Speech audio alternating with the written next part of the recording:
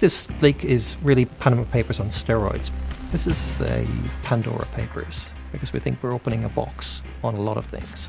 We're looking at about 12 million documents from 14 different service providers. These are law firms, firms that set up secret offshore accounts for people in multiple jurisdictions. The British Virgin Islands, Belize, Samoa.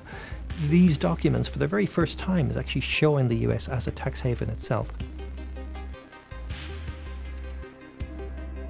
We're talking about some of the most famous people in the world that are in these documents. Presidents, prime ministers, government ministers, the King of Jordan, a number of very high-profile Russian clients, people that are very close to Vladimir Putin. We're seeing them buying real estate, we're seeing them trading in shares, using offshore companies. They're buying houses, cars, artworks. I guess it mostly demonstrates that the people that could end the secrecy of offshore, could end what's going on, are themselves benefiting from it, so there's no incentive for them to end it. We're not looking at a couple of $1 million here, we're looking at trillions of dollars. The financial centers of the world, like the US, Europe, leaders are able to funnel and siphon money away and hide it in these jurisdictions through the use of anonymous companies.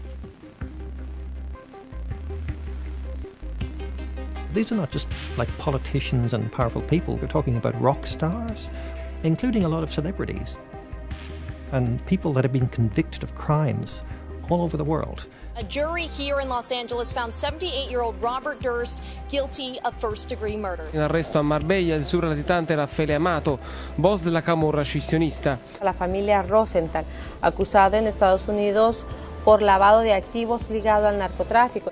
The ability to hide money has a direct impact on your life. It affects your child's access to education, access to health, access to a home. We're looking at a system here that is harming people, it's harming the world, and it's important that people know about it.